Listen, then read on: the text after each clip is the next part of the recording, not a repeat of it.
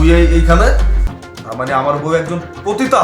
হ্যাঁ আমি পতিতা, কারণ আমি তোমার জন্য পতিতা হইছি, হইতে বাধ্য হইছি, তুমি আমাকে পতিতা বানাইছো। তোর এত বড় সাহস, তুই আমার মুখে মুখে তর্ক করিস? আজকে তো তোকে আমি মেরেই ফেলবো। উফ লাগছে, তুমি আমার গায়ে হাত তুলছো কোন অধিকারে?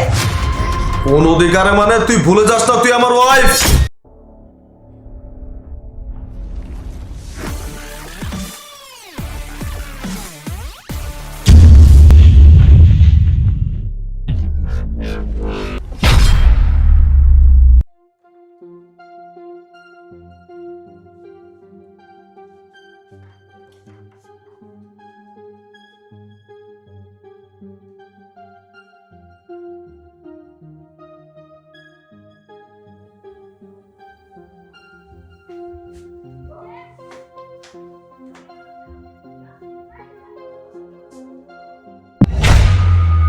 তুই এইখানে? হ্যাঁ আমি এখানে। তার আগে বলো তুমি কেন এখানে? আমার কথা বাদ দে, আমি একজন পুরুষ মানুষ, আমি আসতেই পারি। তুই কেন পতিতালয়ে আসছিস? আর তুই আমার বউ, তার মানে আমার বউ একজন পতিতা? হ্যাঁ আমি পতিতা, কারণ আমি তোমার জন্য পতিতা হইছি, হইতে বাধ্য হইছি, তুমি আমাকে পতিতা বানাইছো। তোর এত বড় সাহস, তুই আমার মুখে মুখে তর্ক করিস? আজকে তো তোকে আমি মেরেই ফেলবো। উফ লাগছে, তুমি আমার গায়ে হাত তুলছো কোন অধিকারে? কোন অধিকারে মানে? তুই ভুলে যাস না তুই আমার ওয়াইফ। স্বামী দাবি করতেছে যে দিনের পর দিন বাইরে থেকে নেশা করে, আমি নাকি তার ওয়াইফ। স্ত্রী কি খাচ্ছে কি করছে তার কোনো খবর নেই, আমি নাকি তার ওয়াইফ। তোদের মতো পুরুষেরা ওয়াইফ কাকে বলে জানে? জানে না। যদি জানতি তাহলে 6 থেকে 7,000 টাকা রুম ভাড়া করে এই পতিতালয়ে আসতি না। আরে তোদের মতো মেয়েরা যখন হাতে নাতে ধরা পড়িস তখন আর কি করবি? নিজের দোষ অন্যর ঘাড়ে চাপিয়ে দিস। আর চাপিয়ে দিবি না কি করবি? তুই তো একটা নষ্ট মেয়ে, তুই তো পতিতা। হ্যাঁ আমি নষ্ট হয়েছে আমার মেয়ের জীবন বাঁচানোর জন্য, আর তার জন্য দায়ী তুমি। কি কইতাছো তুমি এসব? মাইয়ার জীবন বাঁচানোর লেগে মানে? কি হইছে আমার মাইয়ার? তাহলে শোনো। মা মা আমার পেটে খুব ক্ষুধা লাগছে, বাবা কি খাবার নিয়ে আসবে না? আমি মনে হয় পেটের ক্ষুধায় মইরা যাবো। না রে মা না, এই কথা কইস না মা। তুই বললে আমি কারিলা থাকবো ক?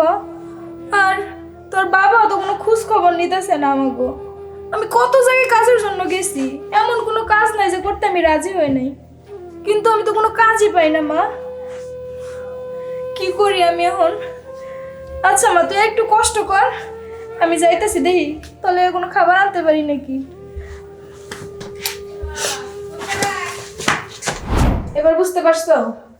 তুমি তো কখন আমাদের খবর নাও নাই, আমার মেয়ের খবর নাও না, আমরা কি খাইতেছি কি করতেছি। তুমি সবসময় নেশা করে বাইরে ছিলা, দিনের পর দিন নেশা করছো, আর টাকা বাজে মেয়েদের পিছে উড়াইছো। আমি না হয় বড়, না খাইয়া থাকতে পারি, কিন্তু আমার এই ছোট মেয়েটা কি থাকতে পারে? ও খিদার যন্ত্রণায় কান্না করতে করতে ঘুমায়, মাঝরাতে ঘুম থেকে উঠে কান্না করে খাবার চায়, আমি আর খাবার দিতে পারি না। আমি তো মা, আমি এগুলো কিভাবে সহ্য করবো বলো? আমি রাস্তায় মানুষের বাড়িতে কত জায়গায় কাজের জন্য ঘুরছি, কোথাও আমি কাজ পাই নাই। অবশেষে আমি এই পথে আসছি। এবার তুমি বলো, আমি কি আসলেই খারাপ? আমি কি কাজটা ঠিক করছি কি ভুল করছি? একটা মা হিসেবে আমি কাজটা কিরকম করছি? আসলে কি বলবো, আমি শুধু একটা বাবাই হইছি। বাবার যে দায়িত্ব সেটা আমি পালন করতে পারিনি। আমি জানি আমার মেয়েটার অনেক কষ্ট হয়েছে। আমার মেয়েটা আজ অসুস্থ হসপিটালে, শুধুমাত্র আমার ভুলের জন্য। আমি এটাও বুঝতেছি যে তুমি আজকে এই পথে আসছো শুধুমাত্র আমার ভুলের জন্য। তুমি আমার মাফ করে দিও, আমি অনেক বড় অন্যায় করে ফেলাইছি। আমি তোমার কাছে আর আমার মেয়ের কাছে অনেক বড় ভুল করছি, তুমি আমার মাফ করে দিও। আচ্ছা তুমি তোমার ভুল বুঝতে পারছো, তোমার উপর আমার কোনো রাগ নাই। চলো আমরা আমার মেয়েদের সুস্থ করি। হ্যাঁ জানো, কিন্তু আরেকটা কথা, আমি এখন থেকে আর পতিতালয়ে আসবো না, কোনো ধরনের কোনো নেশা পান করবো না।